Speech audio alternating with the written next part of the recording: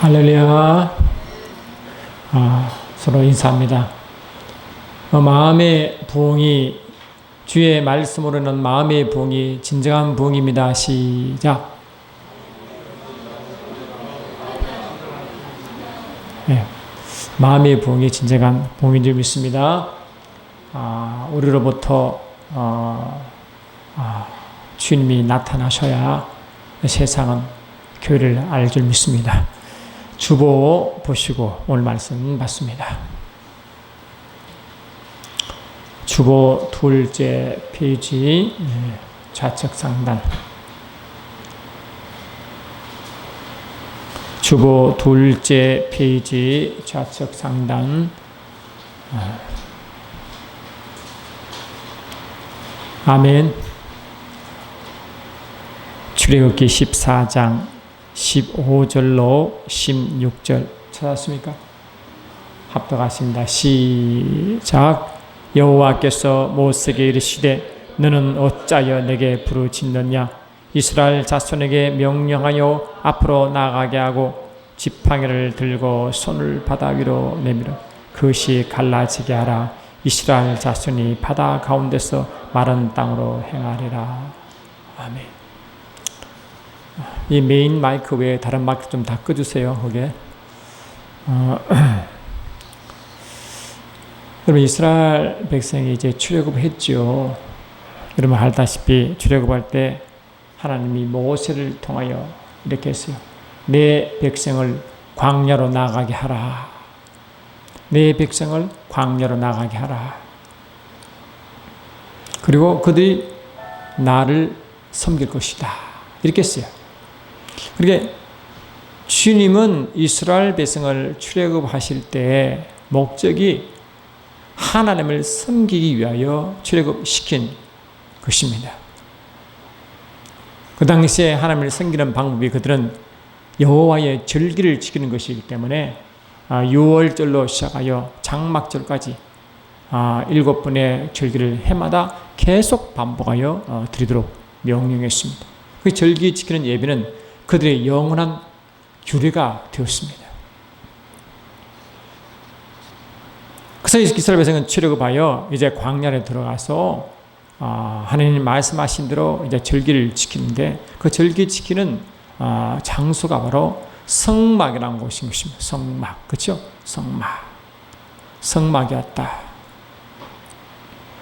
근데 성막은 여러분 어떻습니까? 성막은 여러분 이제 상상하시면 그 성막 안에 지성소가 있고 성소가 있죠.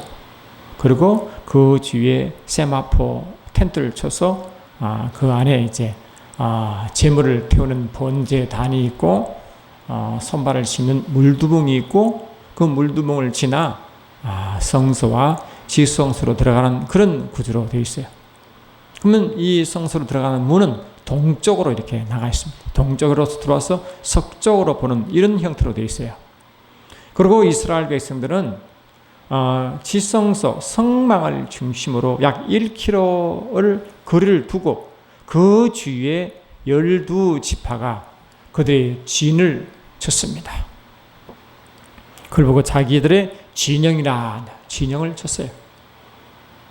진영을 치시고 하나님의 텐트가 있고 이스라엘 백성의 텐트가 있었죠. 하나님의 텐트는 성막이고 그들의 텐트는 그들의 진영이었습니다. 할렐루야. 그럼 그들의 텐트를 칠 때 조건이 있습니다.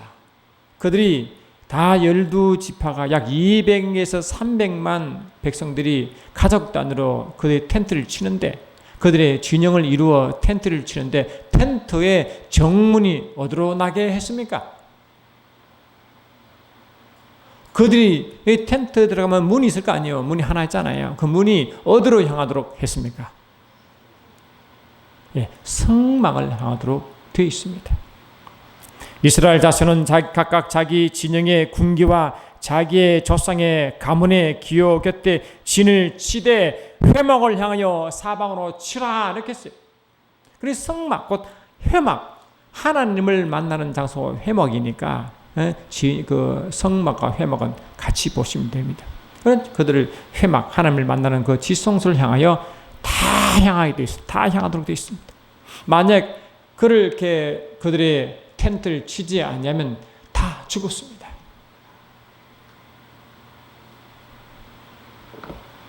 오늘 아침에 저는 우리 성도들을 위해서 항상 매일매일 큐티를 다시 올립니다. 오늘 보니까 토요일, 주일 그 말씀과 서로 연결되어 있고 오늘 말씀도 연결되어 있길래 한꺼번에 토요일, 일요일 큐티 내용을 다 올렸습니다. 그 핵심 메시지는 뭡니까? 주님을 집중하라는 거거든요. 그분의 말씀을 집중하라는 거거든요. 무엇처럼? 이스라엘 백성들이 출애굽하여 광야에서 그들의 텐트를 칠 때 그 성막 안에 회막을 향하여 다 문을 열어도록 만들어놨습니다. 다 향막을. 그래 이 이스라엘 백성들은 회막을 중심으로 동서남북으로 진을 쳤습니다. 그래 위에서 딱 보면 동서남북으로 질서정연하게 회막이 이렇게 진영이 형성되어 있습니다. 진영이 형성되어. 그 진영이 가로가 약 4.5km, 세로가 약 4.5km 된 약 200에 300만 명을 수용할 수 있는 큰 진영이 형성되어 있었습니다. 그런데 그들은 그렇게 진영을 형성하고 살아갈 때 그들이 환경은 뭡니까? 사막 가운데 있는 환경입니다. 여러분 알다시피 사막은 낮에는 약 50도, 60도, 70도까지 올라가는 불볕이기 때문에 그들은 그냥 있으면 타 죽습니다. 밤에는 이상하게 또 사막에 밤엔 굉장히 춥습니다. 그래서 얼어 죽는 사람도 있다고 합니다. 영하 40도 내려 얼어 죽는 게 아니라 온도차가 그렇게 많으면 사람이 그렇게 몸에 그렇게 균형이 잃어 죽는다고 합니다. 밤에는 그 추위 때문에 견딜 수 없고 낮에는 그 더위 때문에 견딜 수 없는 그곳에 장막을 치라고 명령한 것입니다. 또 이러면 또 사막은 먹을 물도 없죠. 또 먹을 양식도 없죠. 옷 공장, 신발 공장이 있습니까? 아무것도 없어요. 허허 벌판밖에 없어요. 거기다가 하나님은 나에게 제사를 지내라고 명령한 것입니다. 그리고 그들의 살아가는 삶터인 진영을 성막을 향하여 다 보도록 만들었어요. 그들의 집중은 성막을 집중하게 되어 있습니다. 그런데 성막, 성전은 예수님이 이 땅에서 하신 말씀이 이 성전을 헐라 3일 내에 내가 성전을 다시 일으켜 세우리라 하심으로 눈에 보이는 성전이 아니라 눈에 보이는 성전은 다 무너져 내리고 눈에 보이지 않는 성전을 말씀하실 때 그 성전을 자기 자신을 성전을 한 것입니다. 그러면 이스라엘 백성들이 약 성막에서 1km 정도 떨어진 거리에서 그들이 동서남북으로 진영을 이루어 그들의 문이 성막을 향한 것은 뭡니까? 그들의 삶이 성막 대신 성전 대신 예수를 바라보라 그런 점이 있습니다. 만약에 바라보지 않으면 죽는 것입니다. 여러분 예수님의 이 땅의 삶을 보시면 풍랑이 불고 바다가 불고 그런 가운데 예수께서 하신 말씀이 뭡니까? 항상 왜 믿음이 없느냐? 왜 믿음이 없냐? 그걸 항상 꾸짖으셨죠.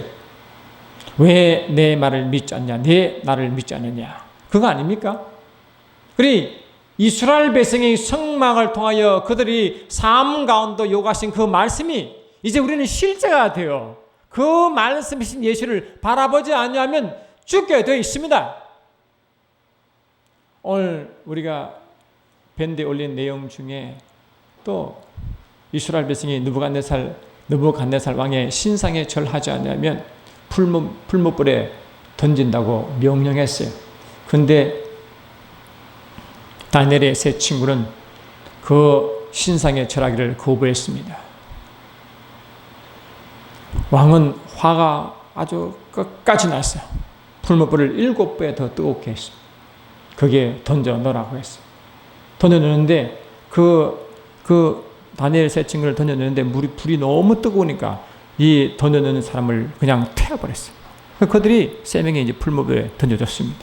근데 세 명이 풀무불에 던져 넣는데 자세히 보니까 세 명이 아니라 한 명 더 있었어요. 그분이 뭡니까? 그들을 보호하는 하나님의 임재인 줄 믿습니다. 할렐루야. 하나님의 임재가 그 안에 있었어요. 불꽃 가운데 지나갈더라도 너희가 타지할 것이며 물 속에 걸어간다 하더라도 물을 침범치 못한다는 이사야 43장 2절 말씀처럼 그들은 불꽃 가운데 있어도 그들은 걸리지 않고 타지 않도록 성령의 임재의 보호가 있었습니다. 그 인자는 하나님의 권능의 임재를 의인화시킨 것입니다. 자 보세요. 그러면 하나님의 임재가 어디에서 출발했습니까? 이스라엘 백성이 광야의 삶을 지나갈 때 낮에는 뭔가 풀무불처럼 뜨거운 곳이에요. 그 가운데 하나님의 임재가 그들을 감싸지 않으면 그들은 타 죽습니다. 성막의 지성소 위에서 이제 구름 기둥이 솟아오릅니다. 그러면 이제 레위기 16장 2절과 3월하 6장 2절에 말씀한 것 같이 하나님의 시언자, 은혜의 보호자에서 그 구름 기둥이 솟아올라 할렐루야 지성소를 솟아오르는 것입니다. 그리고 그 구름이 점점 퍼져서 성소를 덮고 성막의 뜰을 덮고 점점 퍼져서 이스라엘 진영 전체를 덮는 것입니다. 그것이 무엇입니까, 여러분? 하나님의 임재가 성막 전체를 덮고 이 지성소에 출발하여 하면 할렐루야 출발하여 모든 걸 덮어 나가는 것입니다. 어떻게? 그들의 이스라엘 백성의 진영까지 말이죠. 그 둘레의 길이가 가로 세로 4약 5km 정도의 큰 넓이를 큰 구름이 덮어버렸어요. 낮에는 그 구름이 덮음으로 햇빛을 다 막아줘서 시원했습니다. 밤에는 그것이 불기둥이 솟아올라서 그 추운 밤을 뭡니까? 따뜻하게 했습니다. 다시 말하면 그 진영 밖에서는 추위와 더위와 물 없는 그 정갈과 뱀 때문에 살 수 없는 지옥 같은 상황이지만 이스라엘 백성이 있는 그 진영 안에는 천국과 같은 점이 있습니다. 더위도 없고 뜨거움도 없고 아픔도 없고 고난도 없고 근심 것도 없는 그 상태가 사막 가운데 배설된 것입니다. 이스라엘 백성들은 하나님을 섬기는 그 위치에서는 절대적인 보호를 받았습니다. 하나님을 섬기는 그 장소에서는 하나님의 절대의 공급함을 받았습니다. 그들은 40년 동안 광야를 헤매더라도 그들은 굶지 아니했고 옷이 헤어지 않고 발이 부르트지 않았습니다. 신명기 8장 2절로 3절 그렇게 나와 있어요. 그건 실적이었습니다. 스토리가 아닙니다. 픽션 아닙니다. 난 픽션이었습니다. 보세요. 지성소에서 구름 기둥이 솟아올랐어요. 지성소 전체를 덮었습니다. 성소를 덮었습니다. 그들이 양을 잡고 소를 잡는 그 뜰을 덮었습니다. 점점 퍼져 나가서 이스라엘 진영 전체를 덮었습니다. 저와 여러분은 예수를 믿는 순간부터 하나님의 성령이 거하시는 성전이 된 줄 믿습니다. 저와 여러분은 하나님의 성령이 거하시는 거룩한 성전이 되었습니다. 성령의 임함으로 성전이 된 것입니다. 그는 진리의 영이라 세상은 능히 그를 받지도 못하나니 이는 그를 보지도 못하고 알지도 못함이라. 그러나 너희는 그를 아나니 그는 너희와 함께 거하시며 또 너희의 속에 계시겠습니다. 성령 하나님이 우리 가운데 계십니다. 우리 가운데 뭔가 성도의 하나의 진영인 줄 믿습니다. 또 우리 속에 있습니다. 우리 가운데 있고 우리 속에 계십니다. 우리 안팎으로 그분이 와 계십니다. 성령님은 하나님의 임재를 경험케 하시는 임재의 이 원인이십니다. 성령 하나님은 하나님의 기름 부심의 원천인 줄 믿습니다. 그 기름 부심과 임재가 우리 안에 계시고 우리 주위에 계시고 우리 가운데 계실 줄 믿습니다. 그것이 구약의 구름 기둥과 불 기둥인 줄 믿습니다. 다시 말하면 하나님의 인재는 우리의 삶을 안전하게 만듭니다. 하나님의 인재는 우리의 삶 자체가 부족함 없도록 만들어 본 줄 믿습니다. 우리의 삶이 천국의 삶을 이 땅에 살아가더라도 그 삶 자체가 뭐라고요? 천국의 삶을 살아가도록 만들어 놨습니다. 마태복음 10장 18절 보니까 너는 베드로라 내가 이 반석에 내 교회를 세우리니 음부의 권세가 이기지 못하리라 그랬어요.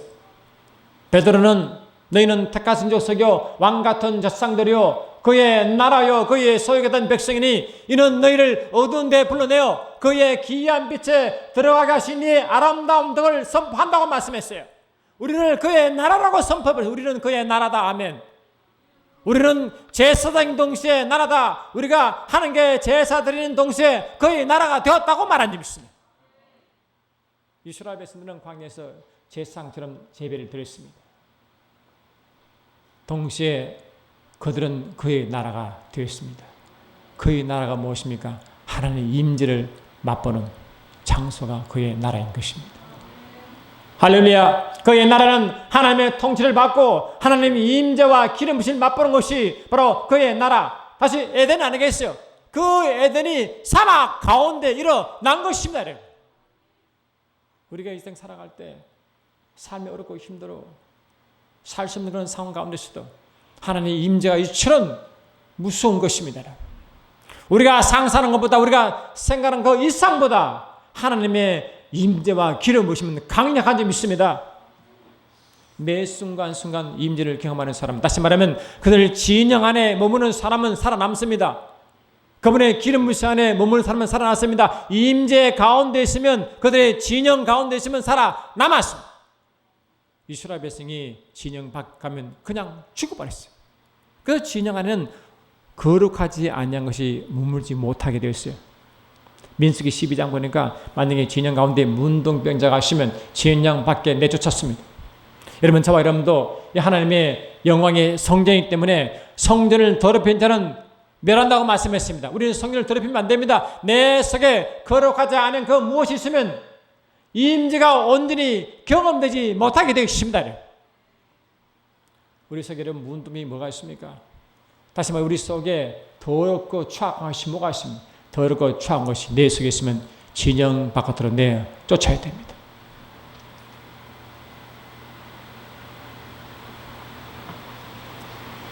여러분 성전할 때 예수님이 자신의 육체를 가리켜 나는 성전이다 이렇게 했어요. 그러나 예수는 성전된 자기 육체를 가리켜 아멘. 성전된 자기 육체를 가리켜 말씀하셨다고 말씀했어요. 그래서 성전은 예수의 육체인 줄 믿습니다. 예수의 영이라 하지 아니하시고 예수의 혼의 세계라 하지 아니하시고 예수님이 육체라고 말씀했습니다. 근데 골로새서 말씀 보니까 그 안에는 신성의 모든 충만함이 육체로 거하시고 아멘 합시다. 그러니까 하나님의 신성 삼위일체 하나님의 신성 모든 충만함이 예수의 육체를 갖다는 것은 뭡니까? 예수의 육체는 하나님의 신성으로 충만했다. 아시겠죠? 하나님의 신성으로 충만했다. 할렐루야. 그래 예수 육체는 혼이 아니라 영이 아니라 전체가 할렐루야. 영, 혼, 육 전체가 하나님의 신성으로 충만한 줄 믿습니다. 거기 하나님이 원하시는 진정한 성전인 줄 믿습니다. 여러분 구약의 성막은 지성소가 있고 성소가 있고 그 뜰이 있습니다. 여러분 하나님 인재가 원래 어디에 임합니까? 지성소에서 임합니다. 하나님 영광이 어디에 임합니까? 지성소에 임합니다. 그런데 십자가 사건 때문에 성소와 지성소 사이에 막이 무너져 버리고 뚫려져 버렸어요. 그 십자가 사건으로 지성소에 머무는 게 아니라 이제 성소와 뜰과 모두 부여 흘러가도록 만들어놨어요. 구약에서는 지성소에 구름이 떠올라 성소를 덮고 뜰을 덮고 그 진영 전체를 덮은 것과 같이 이제는 그것이 실자가 되어 우리 가운데 이루어져 버렸습니다. 그래서 성소라는 것은 저와 여러분도 성령이 거하시는 성전이라는 것은 육체를 말하는 것입니다. 그러면 육체는 영을 포함하고 혼을 포함합니다. 할렐루야. 다시 말하면 영혼 육 전체가 성령으로 충만한 상태인 것입니다. 여러분 믿습니까? 우리가 성전이고 예수님이 성전이었습니다. 예수 육체가 성전이고 우리 육체가 성전인 것입니다. 그러면 우리 육체까지 할렐루야 우리의 육체까지 성령으로 충만하도록 되어 있어도 그것이 진정한 성전이라 하는 점 믿습니다. 여러분 우리가 성령을 우리 육체를 덮으면 어떤 일이 벌어집니까? 치유의 역사가 일어납니다. 로마서 8장 11절 보니까 예수를 죽은 자 가운데서 살리신 이의 영이 너희 안에 거하시면 그리스도 예수를 죽은 자 가운데서 살리신 이가 너희 안에 거하시는 그의 영으로 말미암아 너희의 죽을 몸도 살리시리라 그랬어요. 너희의 죽을 몸을 살리시는 누가? 그의 영 성령 하나님께서. 성령님이 우리 육체를 덮는 순간 저와 여러분 육체는 강건하게 되어 있습니다. 저와 육체는 강건하게 되어 있습니다. 여러분 거기에 성경의 원리인지 믿습니다. 우리가 성령 임재 속에 들어가면 그 기름 부으심만 있으면 우리 육체가 치유하리 납니다.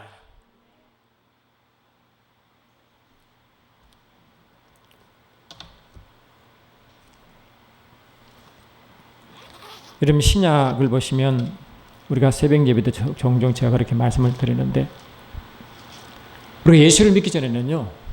예수 믿기 전에는 우리를 어떻게 성경은 표현하느냐 하면은 예수 믿기 전에는 우리를 연약한 자 아멘 연약한 자 경건하지 아니한 자 로마서 5장 8절 보니까 죄인인 자 로마서 5장 10절 보니까 하나님께 원수된 자라고 표현합니다.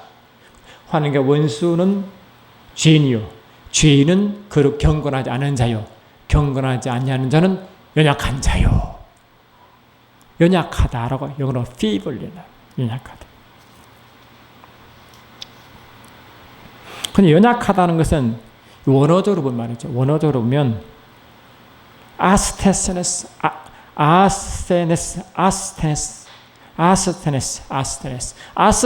것은 아와 스테로스의 합성어예요. 여러분 스테로스는 우리 알죠? 힘, 그죠? 힘. 아는 아니다. 그러면 힘이 없다 뜻이죠. 다시 말하면 연약하다는 말은 아무것도 할 수 없는 그 연약한 상태, 아무 능력이 없는 상태를 연약하다. 아스테네스라고 합니다. 아스테네스. 연약하다는 것은 따라서 연약하다는 것은 아무런 힘도 할 수 있는 능력이 없는 상태다. 말은 별로 못하는데 잘 따라 하시네요. 그게 예수 믿기 전의 상태예요. 그러면 우리가 어떻게 구원받았습니까? 성령과 물로 거듭났습니다. 성령으로 거듭났습니다. 성령으로 거듭난 자는 하나님의 기름 부으심과 임재 속에 들어가도록 만들어놨습니다. 저와 여러분 예수를 믿는 순간부터 성령으로 거듭났고 우리의 삶이 성령으로 인도함 받으라고 말한 점이 있습니다. 성령으로 인도함 받는 것입니다. 다시 말하면 성령의 임재 속에 걸어가도록 만들었어요. 그러면 우리의 연약함은 뭐라고? 강력한 자로 바뀌게 된 점이 있습니다. 원리가 그래. 우리가 이 임재 들어가면 내가 달라고 하는 게 아니라 원래 영적 법칙에 건강하도록 되어 있습니다. 그 모든 법적 건강 십자가에서 우리 저주를 담당했잖아요.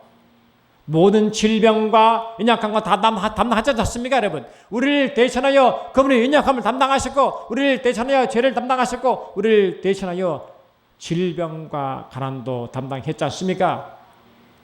그분이 하나님이시지만 스스로 하나님 자리를 내려놓으시고 스스로 가난하게 됐으면 우리로 부유하게 예매라고 그런데 후서 8장 9절에 분명히 되어 있잖아요. 우리를 부유케 한 것은 뭡니까? 연약한 것이 강하게 되고 할 수 없는 자가 할 수 있게 되고 병든 자가 치유를 받게 되고 이해되시죠? 그래서 로마서 8장 26절에서도 성령은 우리 연약함을 도우시나니, 성령은 우리 연약함을 도우시나니, 우리의 연약함을 성령이 도우는 줄 믿습니다. 다시 말해 연약함을 뛰어넘게 만드는 것이 성령인지 믿습니다. 그러니까 이 성령으로 이스라엘 백성의 성막을 전체를 덮은 것은 이 땅에 살아가는 동안 에덴을 경험하는 것이고, 에덴을 경험하는 유일한 방법이 그분의 임재와 기름 부으심 안에 들어가라고 요한지 믿습니다. 그렇죠? 예수님은 성전이 되어 그분 전체가 뭐라고? 전체가 성령의 영광, 성령의 임재와 영광으로 아주 전체가, 검은 육체는 하나님의 신성이 육체로 거했었어요. 그래서 예수님의 육체 그 속에 전체가 하나님의 신성 덩어리였습니다. 어떻게? 성령을 통해서 말이죠.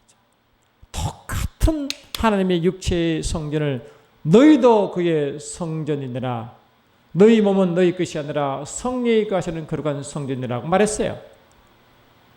그러면 저와 여러분은 영적 그대로 예수님처럼 우리 몸 전체가 성령 덩어리가 되었습니다.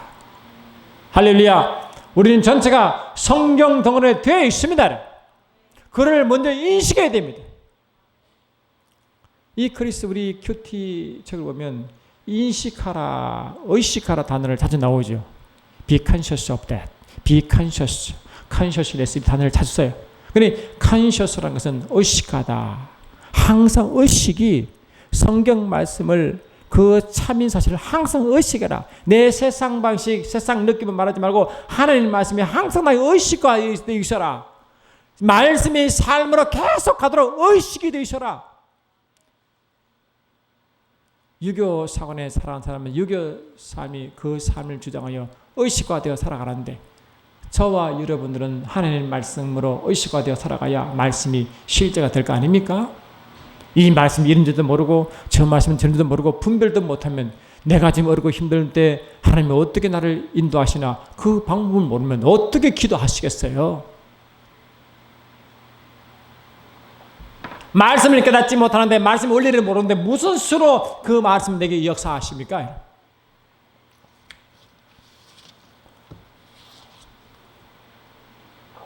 성경은 저와 여러분들에게 우리를 성전이라 말씀하시고, 그 성전은 성령의 권능과 능력으로 천차 둘러싸인 반 그 자체를 성전이라고 말했습니다. 솔로몬이 하나님의 성전을 지시고 기도할 때 뭐랬어요? 너희가 내 이름으로 기도하면 내 눈과 마음이 그 성전에 있다고 말씀했어요. 자, 역대하 7장을 보십시오.